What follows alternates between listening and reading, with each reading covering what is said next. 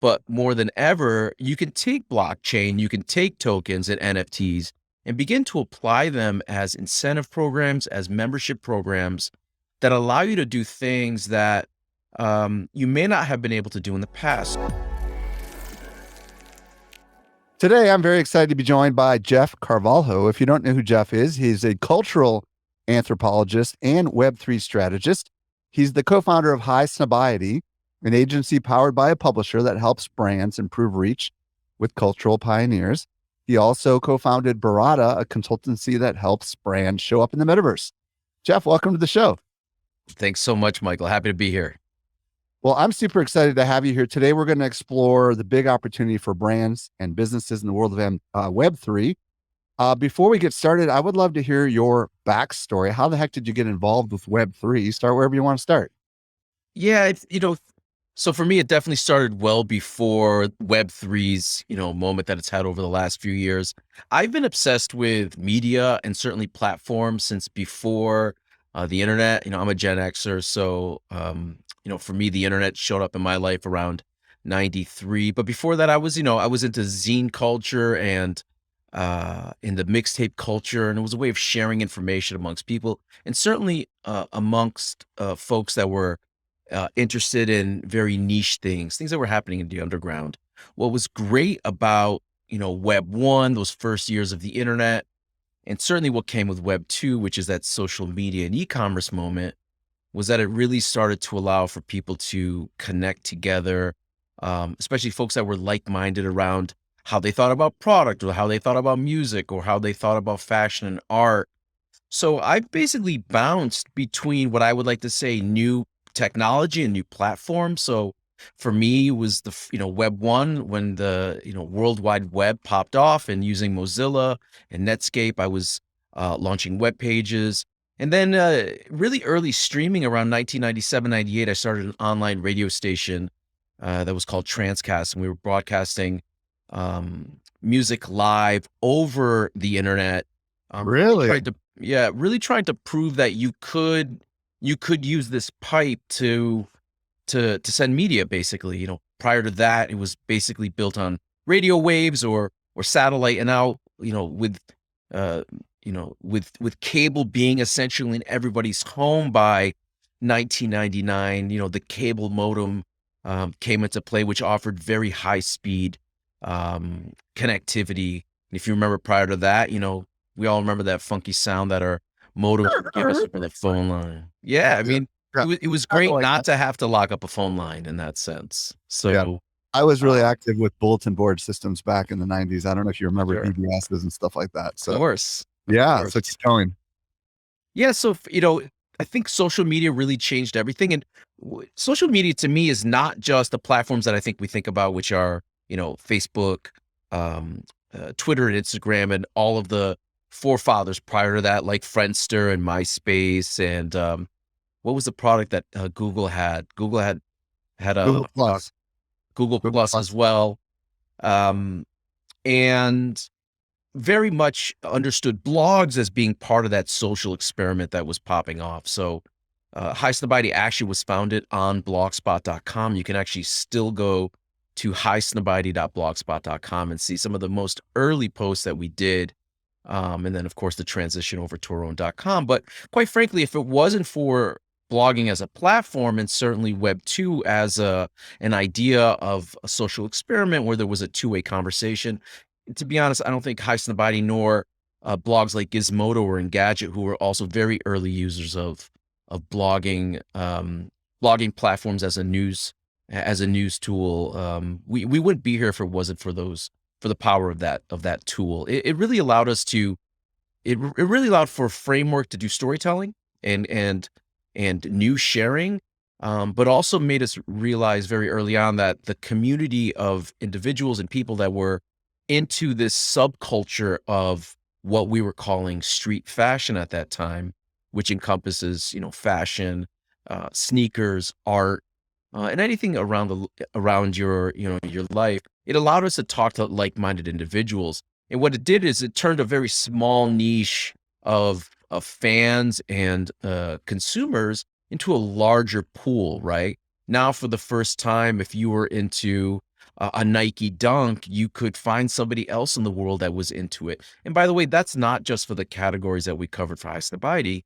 It's essentially for any sort of fandom or any sort of movement that was happening. The power of Web 2 allowed for us to all come together and have that conversation. And that's really how I got to High Snob. So I went from being in the music industry, starting that online radio station in the early 90s, to actually being part of the first wave of podcasting, which happened around 2004, 2005, which eventually led to myself joining High Snobiety as a co-founder in 2007. Let's talk a little bit about High Snobiety and like what it was. It sounds like it was a blog, but was it more than a blog? And tell us a little bit more about that journey and how that ultimately led you into the Web3 ecosystem, if you will.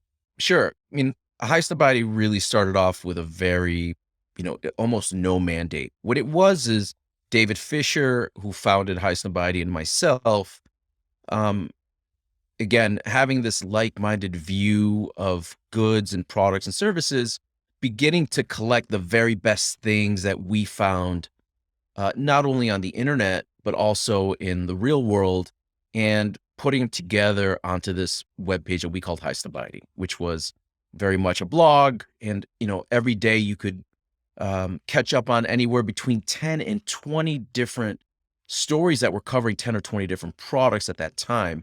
What made it really interesting is that the majority of what we covered was aspirational, meaning that the goods were not necessarily available on the internet. We may cover, say, a special sneaker release that was happening in Tokyo, but quite frankly, if you were not in Tokyo, there was no way to get that. So in many ways, High Snobiety was this passion blog, this aspirational blog. And I remember very early on when in collecting stories to write about, we actually would go out there and physically buy international magazines, especially magazines that were coming out of Japan, to see what was happening on the ground because, you couldn't find that stuff online, at least not yet. So I remember having a subscription at the Japanese grocery store in Boston to every men's fashion, every men's sneaker magazine coming out of Tokyo. And once a month, we would hustle. We would take it. We'd find a new pair of sneakers that was being released in Japan, and we'd scan that page and, put it online. And it was very Wild West at that point. But, of course, eventually the brands began to understand what we were trying to do with blogging. Certainly not just in the categories that we cover. I think, technology as well, Samsung's, Apple's, the Nokias, they very much cater to the tech blogs themselves. But we were at the front lines of trying to fill in a consumer set with product that was not easy, number one, to find and not easy to purchase. And I think all of that changed, I would say by 2010, 2011, when e-commerce really started to make a wave. And more importantly, when luxury goods as well started to be purchasable online, it became safe for people to play in that space. And so High Snobiety went from this passion blog to becoming a media brand, being an outlet. We were, breaking exclusive stories.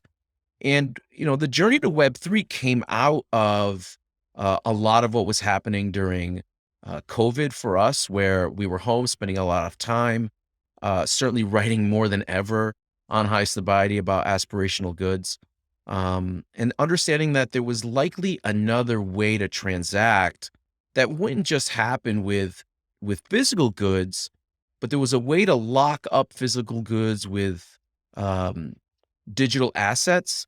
And as early as 2018, I was turned on to this by a company I was advising for called Portion. You can find them at portion.io. They're a marketplace that now we can call an NFT marketplace.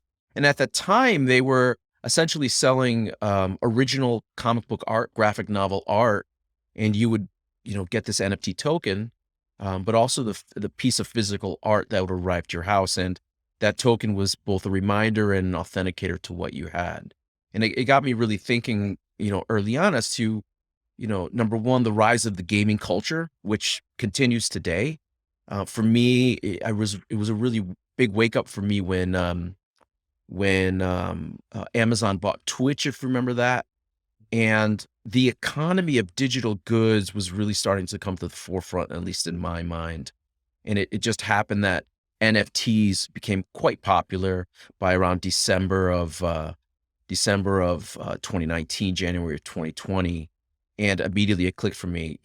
We were going to enter a time where, we've already entered a time where there is a web native consumer out there, a consumer that was born post internet boom, right? 1993, 94. And a good majority of those consumers, and they're young adults, young kids at this point, their notion of the difference between what was happening in the real world and what was happening in the digital world was really becoming a fine line. And, I take my son, for example, who plays, he plays the trifecta of majors, Minecraft, Roblox, and Fortnite. And he's constantly doing chores to earn digital currency within these platforms so that he can buy digital goods to outfit, his players. And while not every single person in the world necessarily wants to game, I do believe that there's a tremendous number of consumers out there that believe that digital authenticity and digital goods are going to come to the forefront and become more than ever part of your life. So give us a quick update on Burrata and what you're doing there. Yeah. So everything I've talked about in terms of digital goods and locking up authenticity, what we do with Burrata is act as a partner to brands and more than ever C-suite who, number one, are trying to understand what's happening in the world of Web3. And when I say world of Web3, I'm definitely encompassing everything from NFTs to blockchain to tokens. And we like to talk about it as us bringing culture on chain. That's a term that Sam Ewing over at CoinDesk um, coined himself.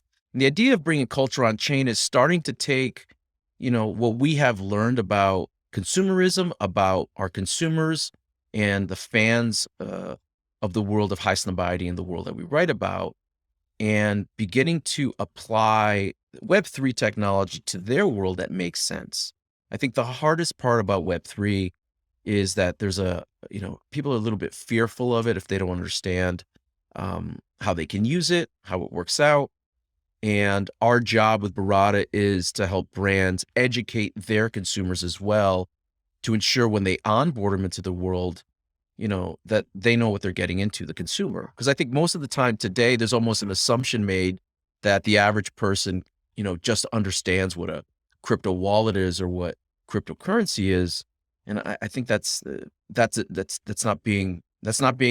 a smart approach for brands today. Brands certainly need to educate their consumers as to what the tech is, and more than ever, how that tech is going to benefit those individuals. Well, that's a great transition into my next question because so many businesses and brands listening right now are like, okay, pretty skeptical perhaps about Web3 because of the very thing you talked about how most of their consumers don't have any clue what the heck an NFT is or what the heck the metaverse is or what the heck crypto is. So what do you want to say to the skeptics that are listening right now as to what, why they might want to reconsider or take a closer look at the world of Web3? Sure.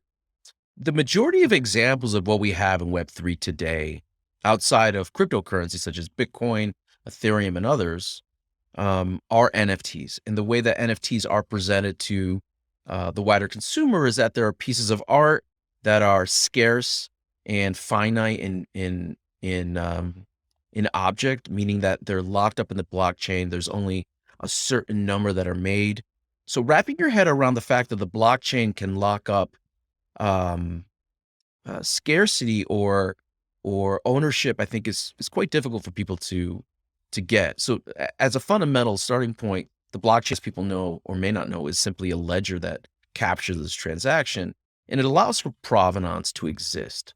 Today, the majority of that provenance is through NFT art, and we're certainly about to enter a crypto winter where prices of NFTs are falling.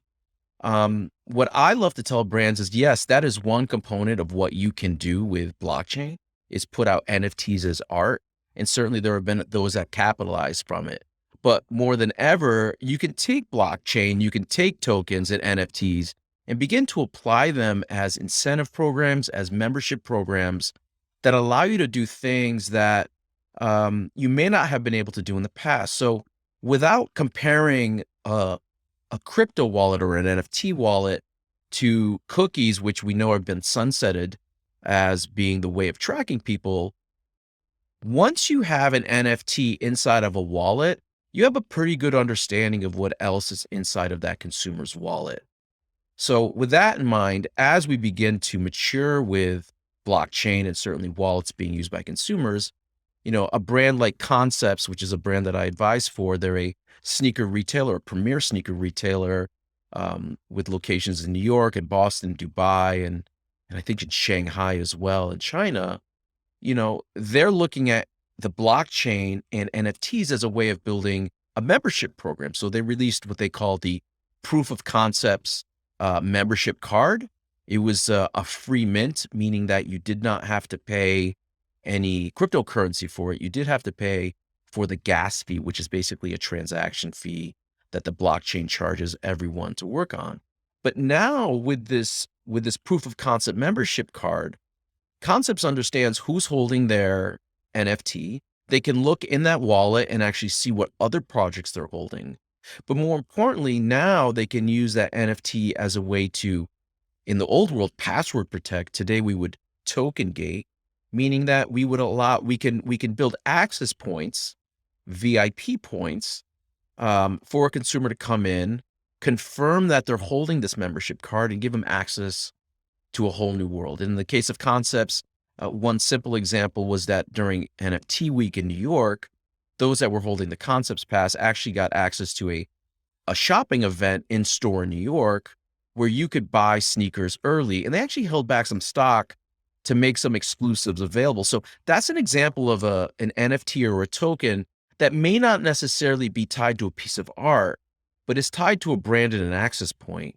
And the best part about it is as they begin to drop product and they're using that NFT as the membership card in, a consumer who may not be interested in a product that's being released today can likely sell that membership card to somebody else who can then take part in it. And, the full cycle continues. And by the way, the best part about it is that every time that proof of concept membership card or NFT is sold, 10% of that goes back to charities that Concepts support, such as the Dana-Farber Cancer Institute in New York. So it's for the first time a tool or a process that allows for the consumer to get closer to Concepts, meaning that there are now members, they're holding these cards. They themselves can transact their membership card, and the whole time they're just they're driving dollars into a charity wallet that helps support the causes they want. That whole circle, or that full cycle, is not something that could exist outside of blockchain today without a variety of other databases involved. But with a smart contract, and more importantly, with the blockchain, all of this can be done and done very quickly. Um, Love that. Let's talk a little bit about the fact that there's only X many digital crypto wallets, if you will, in the world right now. And in order for bigger brands to really ultimately reach all of their customers, there's going to need to be some sort of a event or activity that happens that incentivizes, if you will, the consumers of the world to actually get to the point where they can push a button and all of a sudden the whole world easily has access to these crypto wallets, right? Because you and I both know that if we were to randomly go to any mall in America, my guess is 1% of the people walking through that mall even Yeah. holding crypto, right?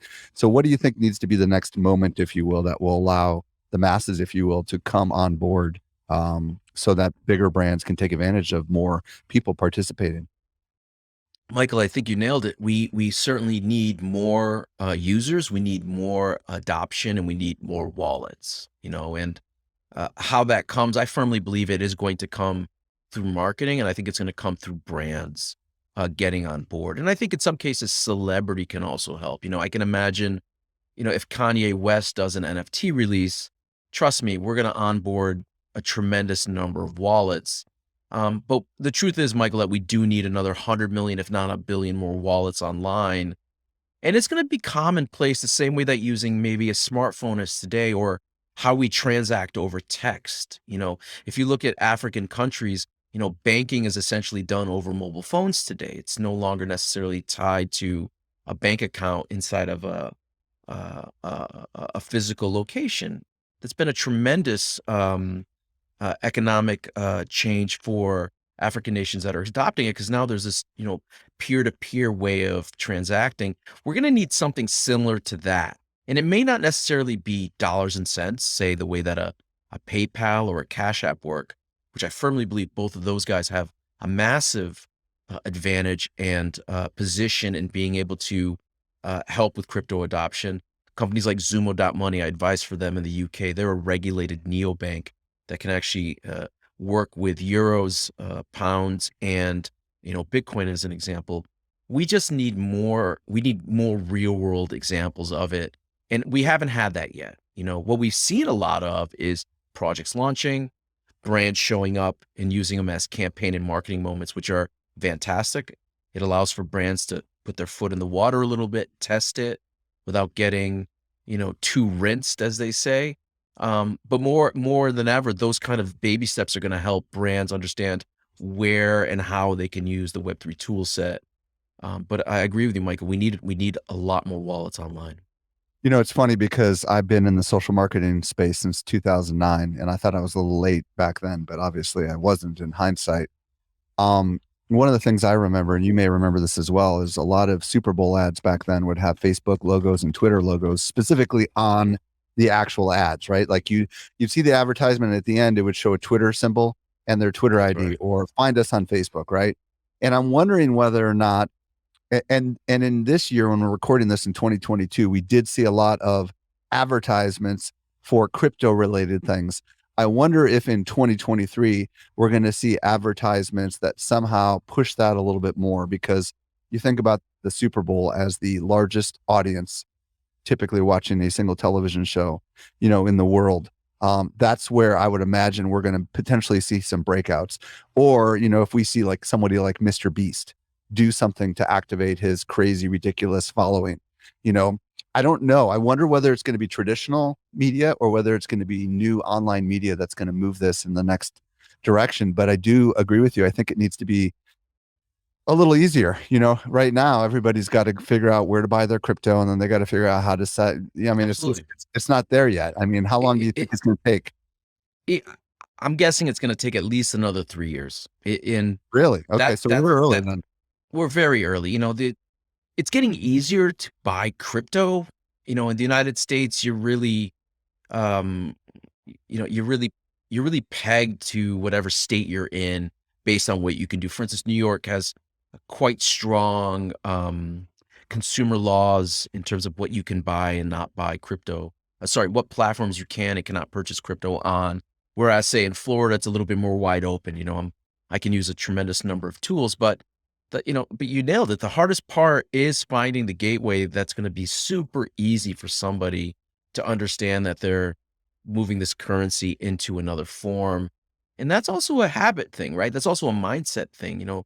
We and this may come off as provocative and controversial, but this is where I think the US Fed has a great opportunity to support crypto and begin to set up regulation that allows for the consumer to be protected, because the truth is it's unsecured, it's a little bit unregulated. That's a great thing in many ways, but I don't believe that the average person or average consumer, in the same way that you don't necessarily want to remember your bank credentials, necessarily wants to remember, a 12 or 24 word passphrase into their crypto wallet. So it's all got to get easier, and we got to stop. We have to definitely stop communicating in in terminology that loses people. I mean, you say smart contract to my mom, and she's like, she doesn't care. Smart contract, blockchain, DApps. Eventually, we're gonna move away from these terms, and it's all just gonna be part of the digital layer that we live in. Well, for those gray hairs that are listening, like you and I, who've been around before there was the internet and saw how fast things changed when the internet originally started growing, and then all of a sudden when blogging got really big and fast, and how that was a great disintermediary for, like early movers really got huge advantages there. And the same thing That's with right. YouTube, same thing with TikTok now, the same thing with so many other things that are going on. So the good news is, those of you that are listening that work for a business or a brand, this is the time right now to begin exploring how these things work, because Agreed. it's not a question of if this is going to go mainstream. I believe it's inevitable that it's going to go mainstream. There's far too much money that has been invested in these technological platforms. And when we take a look at what Facebook has done, right? Meta, just recently they announced that they're going to be rolling out NFTs for both Facebook and Instagram. So, why would they change the name from Facebook to Meta if they didn't believe this was the future and invest billions You're in right. it? And you've got all these other companies. Microsoft just announced, which happens to own Roblox, that they're not allowing NFTs in their platform. Why would they do that, Jeff, if they didn't see it as a threat? That's So, right. moral of the story is this is coming.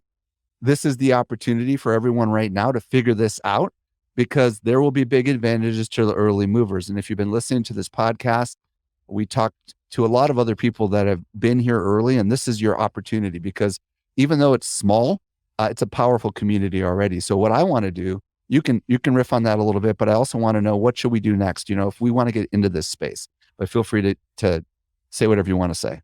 Yeah, I think you listen, Meta or Facebook changing their name, a variety of different reasons why that happened, but that sets the groundwork in my mind. I personally was very excited to hear that Facebook was entering the space. And while they'll do it their own way, and we're unsure if it will be decentralized, it's a big mantra that plays into the hearts of crypto and NFT maxis, this idea that it's transparency. If it is Meta that will bring, 100 million wallets online, then so be it. Because Yeah. again, we need those entry points. And just like anything, the hope here is that once they get into Meta, they'll see everything else that's happening around them. But we certainly need to start somewhere. And you're right, we are very early. And for those that have been, that were here for Web 1 and Web 2, we know what the ebbs and flows are of pure excitement and then, concern and speculation. We certainly are in the middle of a bit of a crash right now, or at least a downward trend, or a flat line. But that's okay, because we've seen it before. And now it just allows for people to really focus in on the tech, the utility, and more importantly, it gives brands and marketers the opportunity to slow down a little bit. There's been quite some pressure over the last year and a half or 2 years to get involved, do something, step in, and that may not necessarily be the best way to do it. In many cases, I think right now is a time to sit back, look at what's happening in the landscape. More than ever, there's a tremendous number of very strong um, vendors and players out there that can help your brand come online. You don't have to do this alone anymore. And yeah, please join us for the ride. So let's talk about Movember and Adidas and what they did, just so people have a little bit of inspiration, and also WAGMI United.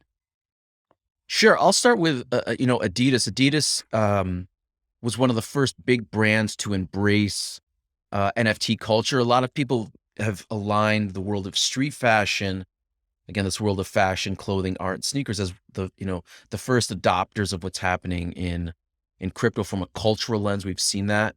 And Adidas came in by teaming up with Bored Apes. They released a collection. By holding that special Bored Ape, you're actually allowed to redeem a variety of different goods, right? One thing that Michael, you and I Wait, have you talked said about. you said they had to hold a special Bored Ape. Do you mean they had to hold the Adidas into the Metaverse NFT? Is that what you're referring to? Yeah, sorry, I should have been clear on that. Yes, you Yeah. needed to hold that specific NFT, and when So I what? say So, hold, go yeah, ahead. go ahead. No, tell us a little bit more about what that enabled and what that opened up. So by keeping that in your wallet, you may have heard of a term snapshot, but once you know where your NFT is, because the blockchain, of course, is a ledger, it allows you to go in and say, okay, you're a holder, you have access. Go ahead and purchase. Go ahead and go to this special webpage where you can redeem it. Now, that's just one example of what Adidas has done. They've actually done a lot more these days, which I think is even more interesting, which leads to the idea of collaboration. And when we talk about WAGMI United is indeed a football or soccer club that is run essentially by a DAO called WAGMI United. And by purchasing a WAGMI United NFT, you're allowed to partake in the voting and decision making for that club at a specific level.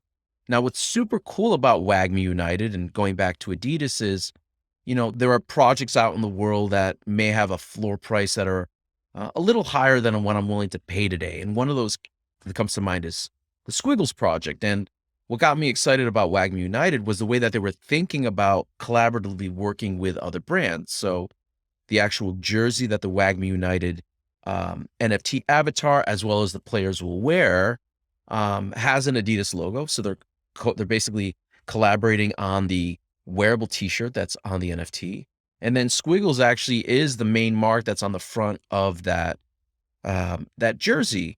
And that really is the first time I've seen real fun collaboration between a new project that has an IRL component, as well as traditional brands who have now stepped into the world of NFTs.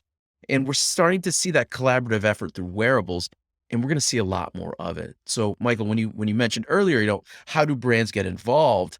It may not necessarily be that you go ahead and build your own metaverse. It may actually make a lot of sense to you to go out there and talk to other projects that are in the works and see how you can get involved as an entry point. And I think certainly wearable garments, the idea that you'll put fashion or clothing onto your avatar, and this of course comes from the gaming world, is 100% coming to the world of NFTs. Well, and let's talk about Nike as well. They acquired a brand, an NFT brand called Artifact, but it's spelled RTFKT. So you would never really know that that's pronounced Artifact.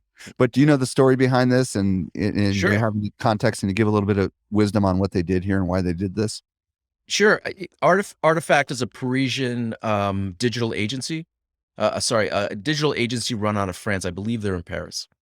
And what they did better than anyone during the beginnings of the wave that we're in was develop digital sneakers. And they were fantastic. These guys are really strong as well in the AR world. And whatever they touch and develop just feels right. In fact, um, Now, wait, so when you say digital sneakers, you should explain because did they have an actual function or was it just a piece of art that was rotating? I mean, like help people understand this. yeah, so it was essentially a piece of art that rotated, but they also physically made some sneakers, by the way. So Oh, they okay. went ahead and produced it. So Okay. I think from the Nike side, Nike understood that this shop may well be the best sneaker designers that they have seen outside of their own people, and they went ahead and actually acquired the company. Now, what Artifact is being used for is not, it's not very publicly known. Nike tends to be very quiet about what happens internally, but what we can see so far is that number one, they're helping them understand how to touch the digital product landscape, right? So we've seen the Artifact monolith box, and for those that are not familiar, just type in RTFTK. I think I spelled it right there.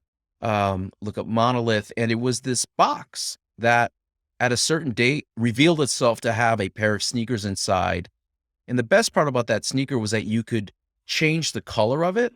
And as you change the color of it, you're actually, and Michael, I'd love for you to explain it. You're essentially dropping a serum onto your shoe, or you're dropping a second NFT that allows you to change the color and actually change the attributes of that shoe. And that adds scarcity to it. So they're very good at it. But what we are seeing much more of from Artifact, I think, is actually in the supply chain as well. They're very good designers, and they're changing the way Nike thinks about building product. And I think it's actually going to shorten the timeline between development and actual release of goods.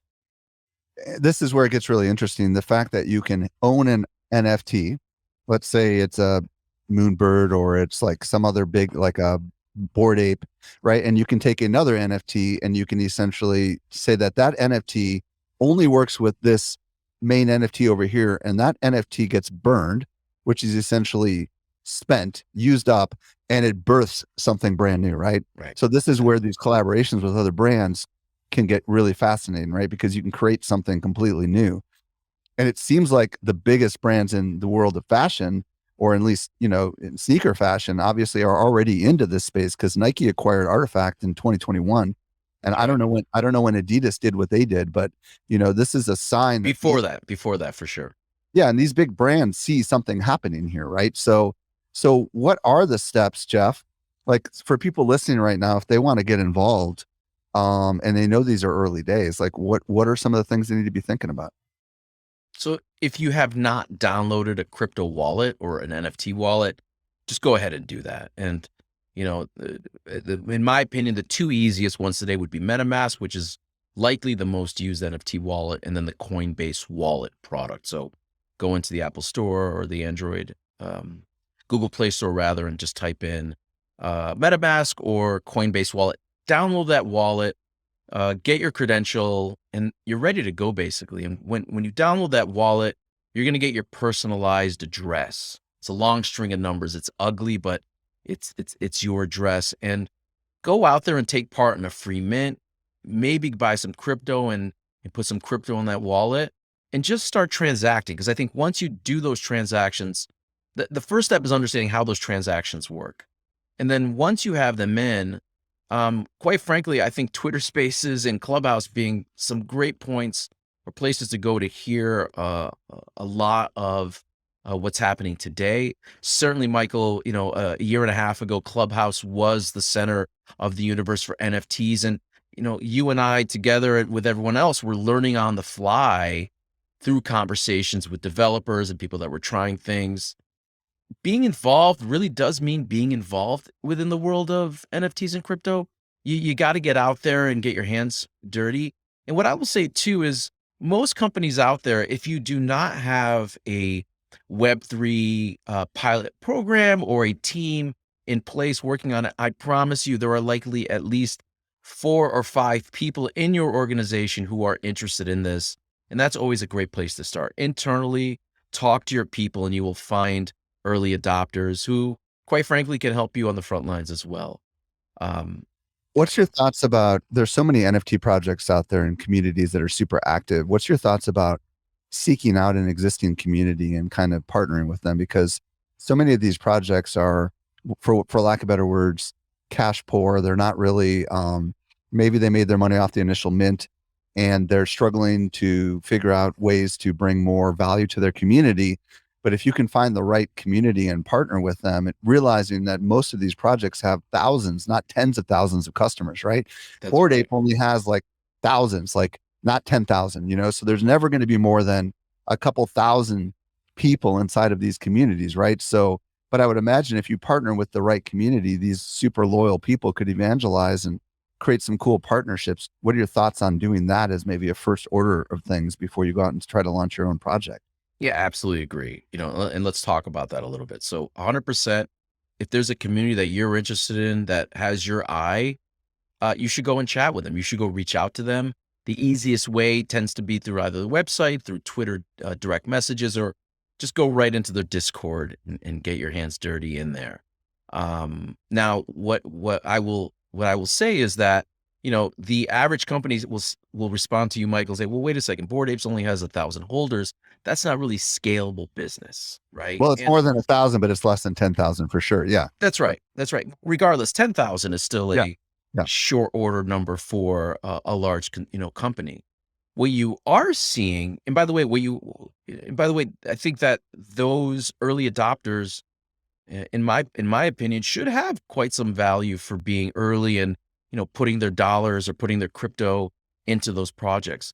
But using the Bored Ape example, I think what's quite interesting is that you start to see on a collaborative side or an acquisition side, the idea that you start to almost build rings, right? So if the center is the original Bored Ape OG, you start to see these rings built around it with new collections that are part of that original collection that allow you to increase your audience size. So in the case of Bored Apes, I think we started with the serums and then the mutant apes came after that. Now they hold CryptoPunks, of course, and other projects. So the way that I believe we're going to see scale on projects is either secondary, tertiary collections, second series, third series NFT drops, which not everyone should do because it does put a little pressure on the OG drop. And more than ever, we keep talking about a Michael collaboration, handshakes happening between projects so that both projects and communities can benefit with reciprocity on what's possible and what they can do, right? So in the future, I can imagine I'm a cool cat holder and I happen to be holding an Azuki or an avatar. Maybe there's a handshake and we can all be friends and take part in that. That to me is also the future of building these communities and making them larger. Yeah, it's fascinating because I'm actually looking right now. There are 6,500 holders of the Bored Ape Yacht Club and 13,000 Mutant Ape Club. I happen to be one of those 13,000. But if you think about the Bored Ape Yacht Club's brand, it's way bigger than just that. I mean, like millions of people know who the Bored Ape Yacht Club That's is right. because a lot of people have bought and sold these, over the years since they've been out. And it's only been just about a year and a half, believe it or not, which is kind of crazy. But, I guess one of my other questions for you really is, for the brands that are listening right now and are thinking, all right, well, it's a small community right now in the world of NFTs, but there's this much larger community of my existing customers.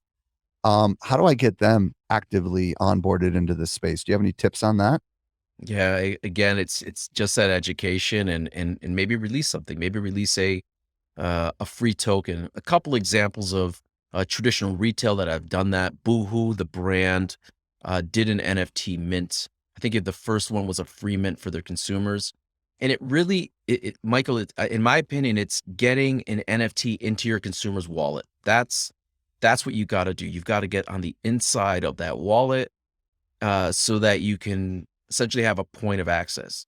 And I firmly believe that, we're not going to use password protected websites in the future. We're going to be using token gated websites where I may have an NFT that is my identity for, I don't know, Amazon.com, and another one could be for Best Buy, and maybe another one is for Starbucks. And while today those things are a little bit disconnected and scattered, I've got a Starbucks app, I've got maybe I have a Target app or a Walmart app, and then even the Apple Wallet and the Android wallets, which are holding a variety of other cards. Eventually, I think it's all going to come on chain, and it may not necessarily be the same chain. When I say chain, I mean blockchain. But to the consumer, it's not going to matter. I think the easiest way to begin is to find something that connects you to your user and see if you can't begin to develop a digital version of that in some manner, knowing full well that in the future, if you are an apparel retailer or even apparel brand, there's just no doubt in my mind that when in the future, if I go to a J. Crew webpage and I'm buying a white J. Crew t-shirt, it's going to come in small, medium, and large today. And in the future, it's going to come in small, medium, large, and then NFT. And that NFT will have thousands of different metaverses that I'll be able to use that t-shirt in, right? And I'm a Gen Xer, Michael. You and I are kind of in the same place. The idea that this is a reality really didn't happen before the gaming community came around. Certainly, I wasn't thinking about these things 20 years ago. Well, I just literally spent the weekend combing San Diego Comic-Con, which is one of the Oh, biggest cool. cultural festivals, if you will, for the world of Yep. nerds and comics and gamers and Marvel and Disney. And there was literally no presence for any crypto related anything. It's crazy. There was one little booth where they had the word crypto inside of it, and it turned out it wasn't even a crypto thing. It was just some brand that happened to have this thing. So the good news is you are not too late. And just give a couple of words of where you see this going. Like put on your future cap. Look out 3 years from now. Where do you see this all heading? Incentive and community decision making. Brands will, today brands poll their users when they want a specific colorway. I actually listened to Mick Jagger of the Rolling Stones talk about how they put a vote out to their audiences to decide what ballads they're going to play at their shows. That stuff is great. It can be done using Web2 processes, but in the future, these kind of small decisions will be made through consensus. So think about a way that your consumer can get closer to you in the decision making. They don't need to necessarily be within your C-suite yet. They don't have to be making very large decisions, but small decisions that let them feel like you're listening to them become important. And I think for traditional fashion brands, I think that's an area that begins to become interesting. But yes, we're getting closer to community tools through Web3 that allow you to touch your strongest fans in ways that you may not necessarily be able to do on Instagram today. And there's going to be purpose for them joining you because you're going to allow them to have a voice in the decisions you make. Again, not necessarily big, gigantic decisions that impact your full business, but decisions that impact the consumer. And I think that's certainly where I see 3 to 5 years from now. And Michael, we're all going to have these, NFT wallets, and it's going to be your passport. It's going to be your passport to going to a concert. Today I opened a Ticketmaster app. It scans me when I go to I go to a concert. That's all going to become even more seamless, I think, with Web3 and token gating. I totally agree with you. And I envision a day where instead of entering an email address or a phone number, you're just going to connect your wallet or you're going to put in your .eth address, right? And then people will automatically, the brands will automatically drop you something when you walk in the store because they'll know it. Jeff, I'm really excited about where this is all going. Can you do me a favor and tell everybody where they can discover more about you and if there's a social platform you want them to connect with you on, where they find you? Sure. I'm probably easiest to find on Twitter and Instagram, just Jeff Carvalho, my full name. And if you're looking to contact me, send me a DM on Twitter. I'd love to hear from you. And I'm most excited about people that are developing projects or have ideas that touch consumers, not just a piece of art for the sake of making art, but things that have real impact in people's lives. And certainly those models that have a charity component, I'm quite excited about. So that's Jeff, Carvalho. Jeff, thank you so much for coming on the show. Really appreciate it. Michael, thank you so much.